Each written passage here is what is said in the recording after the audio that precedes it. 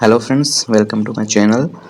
आज हम यहाँ पर ईसीजी के बारे में देखने वाले हैं। ईसीजी को रिकॉर्ड कैसे किया जाता है, कैसे अपन ईसीजी से जो हार्ट की जो एबनॉर्मेलिटी है उसका अपन पता लगा सकते हैं, कैसे ईसीजी जो यूज़फुल होती है डिफरेंट सर्जरीज़ में और किसी भी डिजीज़ का पता लगाने में, उसको अपन आज इस वीडियो में देखने वाले हैं। ईसीजी कैसे फॉर्म होती है, कैसे अपन जो इलेक्ट्रोड्स हैं, जो लीड्स हैं, उनको अपन बॉडी पे प्लेस्ड करते हैं। ठीक है, सो ये है ईसीजी। ईसीजी जो फुल फॉर्म होती है वो होती है इलेक्ट्रोकार्डियोग्राम।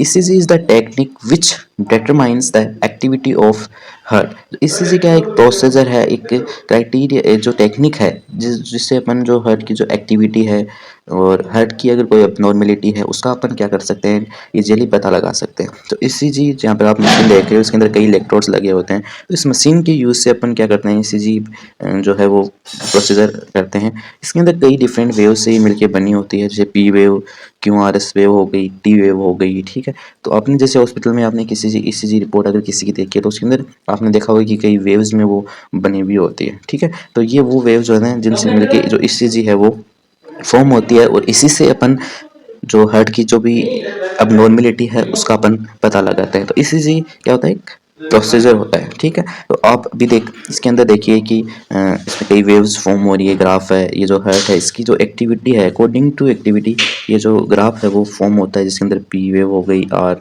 यूआरएस वेव हो गई, टी वेव हो गई। ठीक है, तो अकॉर्डिंग टू जो हार्ट की जो भी कॉन्ट्रैक्शन और रिलैक्सेशन जो भी प्रोसीजर होता है उसके अकॉर्डिंग ये जो वेव है उसका फॉर्मेशन होता है, उसी के क्राइटेरिया पे अपन डिसाइड करते हैं। तो अभी अपन पर्टिकुलरली वेव्स को देखते हैं। जैसे फर्स्ट है पी वेव। तो P wave form when atrium contract, मतलब पी वेव कब बनती है, जब जो अपना एट्रियम है जो हार्ट का वो क्या करता है, कॉन्ट्रैक्ट करता है, उस टाइम पे जो अपनी पी वेव है उसका फॉर्मेशन होता है और इसे हम एट्रियल डीपोलराइजेशन के नाम से भी जानते हैं। नेक्स्ट है क्यू आर एस वेव। जो क्यू आर एस वेव है वो फॉर्म होती है व्हेन वेंट्रिकल कॉन्ट्रैक्ट, जब अपना वेंट्रिकल है वो कॉन्ट्रैक्ट करता है, वो कॉन्ट्रैक्शन फेज में होता है, उस टाइम पे जो क्यू आर एस वेव है उसका फॉर्मेशन होता है और इसको अपन वेंट्रिकुलर डीपोलराइजेशन के नाम से भी डिनोट करते हैं। नेक्स्ट है टी वेव।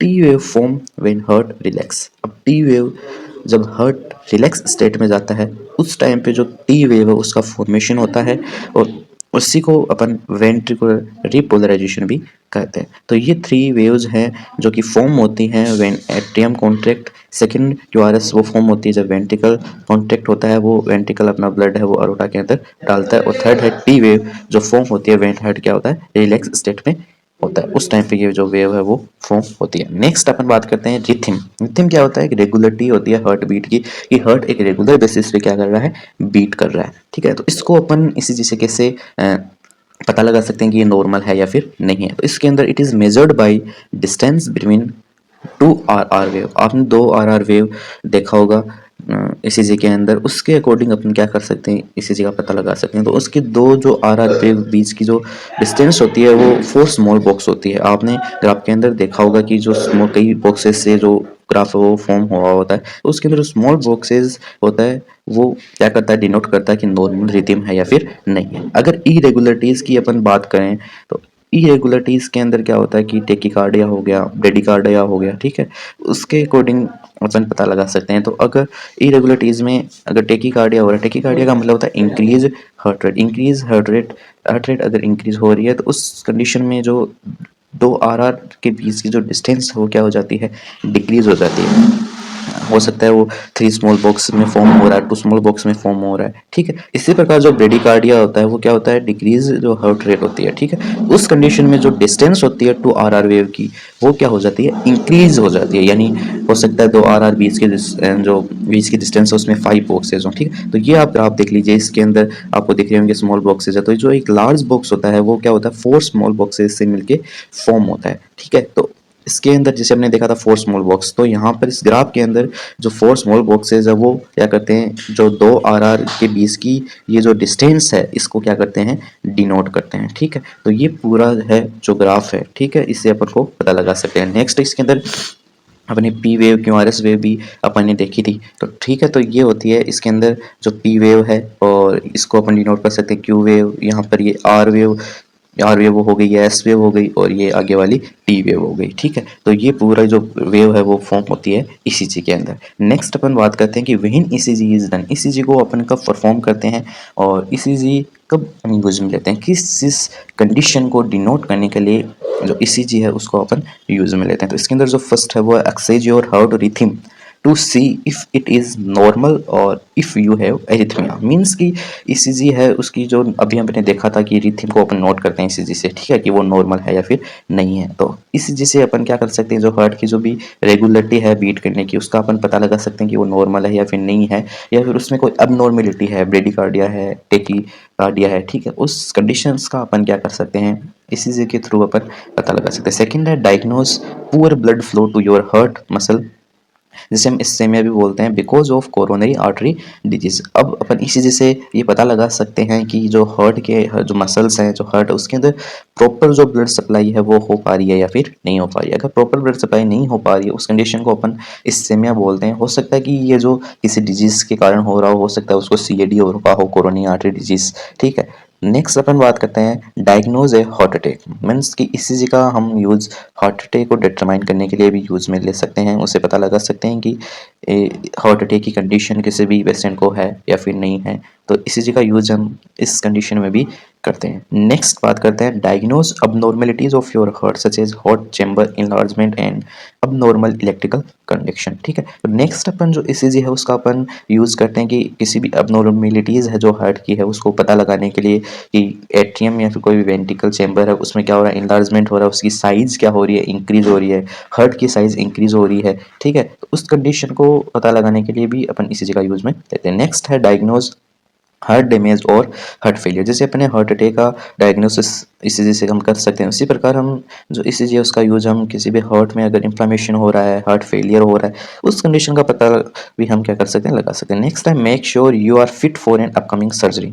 मीन्स कि जैसे कि आपने देखा होगा किसी की अगर आपने साथ में सर्जरी करवाई है तो जो हम फिजिशियन के पास में जाते हैं वो अपन को क्या करता है, अपन को पूरी डिटेल में बताता है, अपन को बताता है कि हाँ हम सर्जरी के लिए फिट है या फिर नहीं है। तो वो ईसीजी को भी क्या करता है, प्रीफर करता है। तो ईसीजी अपन की नॉर्मल है तो वो अपन को सर्जरी के लिए प्रीफर करता है। तो इसी प्रकार हम ईसीजी का यूज हम सर्जरी के लिए भी अपन यूज में कर सकते हैं। तो ये पूरी प्रोसीजर थी। नेक्स्ट अपन बात करते हैं abnormalities detect by ECG. ECG से अपन किन किन अबनॉर्मेलिटीज का पता लगा सकते हैं। अपन ने देखा था कि वेव्स फॉर्म होती हैं, P wave, QRS wave, T wave. ठीक है, तो इन वेव्स में अगर अबनॉर्मेलिटी आ रही है, ठीक है, तो उस कंडीशन में अपन क्या क्या अबनॉर्मेलिटीज है वो अपन को पता लग सकती हैं। ठीक है, इसमें अपन फर्स्ट अपन इसमें देख रहे हैं कि पी वेव। ठीक है, तो पी वेव जो होती है वो नॉर्मल 2 to 3 स्मॉल बॉक्सेस होती है। नॉर्मल इसका जो होता है वो पी वेव जो फॉर्म होती है वो 2 से 3 स्मॉल बॉक्सेस के विथ इन फॉर्म होती है। ठीक है, तो इसके अंदर अगर अबनॉर्मेलिटी आ रही है तो उस कंडीशन में अपन बोल सकते हैं कि हो सकता है एट्रियम जो राइट और लेफ्ट, ठीक है, कोई सा भी हो सकता है, उसमें क्या हो रहा है, इनलार्जमेंट हो रहा है, मतलब साइज का क्या हो रहा है, इंक्रीमेंट हो रहा है अगर पी वेव में अबनॉर्मेलिटी आ रही है तो। ठीक है, नेक्स्ट जो अपनी है वो है P R interval. P R interval जो होता है उसमें अगर इंक्रीमेंट हो रहा है, ठीक है, उसमें अगर अबनॉर्मेलिटी हो रही है, नॉर्मल उसका 3 to 5 स्मॉल बॉक्सेस होता है। ठीक है, तो उसके अंदर अगर अबनॉर्मेलिटी हो रही है तो अपन हार्ट अटैक की कंडीशन का भी अपन क्या कर सकते हैं, पता लगा सकते हैं। नेक्स्ट है क्यूआरएस कॉम्प्लेक्स। क्यूआरएस जो वेव फॉर्म होती है वो with in 2 to 3 small boxes होती है, उसकी नॉर्मल जो लेंथ है। ठीक है, तो इसके अंदर अगर अबनॉर्मेलिटी हो रही है क्यूआरएस वेव के अंदर तो उसके अंदर अपन टेकीकार्डिया है उसका अपन पता लगा सकते हैं, इंक्रीज जो हार्ट रेट होती है। ठीक है, नेक्स्ट है एसटी सेगमेंट। जो आपने वेव के अंदर देखा होगा कि जो Q R S T wave बनती है उसके अंदर जो एस और टी के बीच का जो भी डिस्टेंस होती है वो नॉर्मल मीन्स वो एक स्ट्रेट लाइन में फॉर्म होती है। ठीक है, वो उसकी जो नॉर्मल होता है वो एक स्ट्रेट लाइन होती है। तो अगर इसके अंदर इंक्रीमेंट और डिक्रीमेंट हो रहा है तो उसके अंदर अपन हाइपोकेलेमिया, पेरिकार्डाइटिस, हाइपरकेलेमिया का अपन पता लगा सकते हैं। पेरिकार्डाइटिस क्या होता है, inflammation of pericardium layer of head, यानी जो हार्ट की आउटर लेयर है उसका अपन पता इन्फ्लामेशन हो रहा है उसका भी अपन पता। नेक्स्ट है टी वेव। टी वेव जो होती है वो नॉर्मल क्या होता है, 5 स्मॉल बॉक्सेस होता है। ठीक है, तो इसके अंदर अगर अबनॉर्मेलिटी आ रही है तो इसमें हाइपरकेलेमिया, हाइपोकेलेमिया या फिर एम आई क्या होता है, हार्ट अटैक, इसका पता लगा सकते हैं। नेक्स्ट है क्यूटी इंटरवल। ठीक है, तो क्यूटी इंटरवल में नॉर्मल वो 9 to 11 स्मॉल बॉक्सेस के अंदर ये फॉर्म होता है। तो इसके अंदर अगर अबनॉर्मेलिटी आ रही है, इसके अंदर इंक्रीमेंट डिक्रीमेंट अगर हो रहा है तो उसके अंदर अपन हाई कैल्शियम और लो कैल्शियम की जो कंडीशन है उसका अपन इजीली पता लगा सकते हैं, अबनॉर्मेलिटी का अपन पता लगा सकते हैं। ठीक है, तो ये पूरा था कि किन किन अबनॉर्मेलिटीज का अपन डिटेक्ट कर सकते हैं यूजिंग ईसीजी। नेक्स्ट अपन बात करते हैं how electrodes in ECG are position. जैसे आप यहाँ पे एक पेशेंट को देख रहे हैं जिसके अंदर कई इलेक्ट्रोड्स यहाँ पर प्लेस किए हुए एक मशीन है। ठीक है, तो ये सब हम कैसे प्रोसेस करते हैं, कैसे अपन इसको पोजीशन देते हैं, इस चीज़ का जो प्रोडक्ट क्राइटेरिया है उसको अपन यहाँ पर देखेंगे, किस किस लीड को कहाँ प्लेस किया जाता है, ठीक है, उस सबको अपन देखेंगे। तो पहले अपन नोट्स देख लेते हैं। तो इसके अंदर ईसीजी जो लीड प्लेसमेंट है उसके अंदर जो फर्स्ट लीड है V1 उसको अपन प्लेस करते हैं fourth intercostal space right margin of sternum, यानी अपना जो स्टर्नम है, अपनी जो मिड लाइन है बॉडी की, वहाँ इसे राइट साइड में जो फोर्थ इंटरकोस्टल स्पेस है, ठीक है, वहाँ पर अपन क्या करते हैं, जो फर्स्ट लीड है V1 उसको अपन प्लेस करते हैं, ठीक है। सेकंड जो लीड है वो है V2 fourth intercostal space along the left margin of the sternum, यानी अपने जो V1 है वो राइट साइड में क्या था, उसके जस्ट ऑपोजिट जो लेफ्ट साइड है वहाँ पर same place fourth intercostal space में अपन क्या करते हैं, जो सेकंड लीड है उसको अपन प्लेस करते हैं। नेक्स्ट आती है अपनी, नेक्स्ट अपन प्लेस करते हैं जो फोर्थ जो लीड है उसको अपन प्लेस करते हैं at the fifth intercostal space mid clavicular line, mid clavicular line की जो लेवल है उसको अपन देखते हैं और वहाँ से जो फिफ्थ इंटरकोस्टल स्पेस है उसको मेजर करके वहाँ पर अपन जो फोर्थ जो अपनी लीड है उसको अपन प्लेस करते हैं, ठीक है। नेक्स्ट है V3 जो थर्ड जो लीड है उसको अपन प्लेस करते हैं बिटवीन V2 और V4 और V2 के बीच में अपन क्या करते हैं, जो V3 जो लीड है उसको अपन क्या करते हैं, प्लेस करते हैं, ठीक है। तो इन सबको हम कैसे प्लेस करते हैं, इसका पूरा जो एनिमेशन है वो आ गया, आप वीडियो में देख लेना, बाकी अभी यहाँ पर आप लोग नोट्स देखिए।